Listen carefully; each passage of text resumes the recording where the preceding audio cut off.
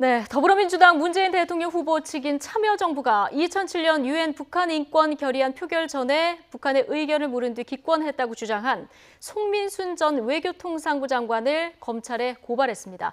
이에 적극적으로 반박을 해온 송 전 장관은 오늘 북한대학원 대학 총장직에서 물러나겠다는 뜻을 밝혔습니다. 취재기자 연결해 보겠습니다. 자, 조성호 기자 나와 있습니까?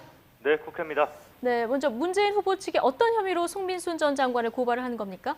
네, 문재인 후보 측이 송민순 전 장관을 가장 크게 문제 삼은 건 명예훼손입니다.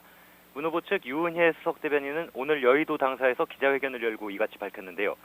송 전 장관이 회고록을 통해서 문 후보의 명예를 훼손했고 또 공직선거법과 대통령 기록물관리법 등도 위반했다고 주장했습니다.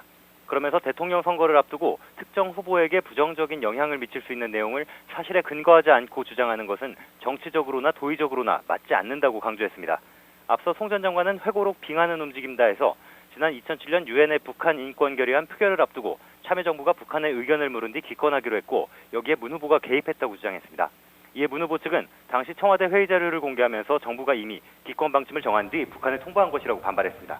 네, 자, 송민순 전 장관은 어떤 입장입니까? 네, 송민순 전 장관 문 후보 측과 설전을 벌여왔는데요. 우선 오늘 북한 대학원 대학 총장직에서 물러나겠다고 밝혔습니다. 사표는 오늘 아침에 학교 측에 낸 것으로 확인됐습니다. 송 전 장관은 오늘 오전에도 출근길에 기자들과 만나 문 후보 측 반박이 오히려 자신의 주장을 모두 인정하는 내용이었다고 적극적으로 입장을 밝히기도 했는데요.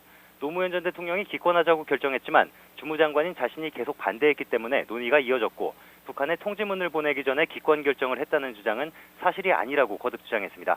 또 당시 대통령 비서실장이라 북한에 미리 물어볼지 결정할 권한이 없었다는 문 후보 주장에 대해서는 문 후보가 당시 남북정상회담 추진위원장으로 남북관계 전반에 관여했다고 말했습니다.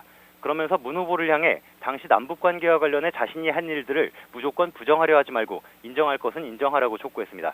지금까지 국회에서 YTN 조성호입니다.